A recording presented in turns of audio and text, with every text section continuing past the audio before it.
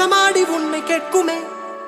குறுகுரு கண்ணாலே காதலை சொன்னாலே சிசிறு சொல்லாலே சிறகுகள் தந்தாளே.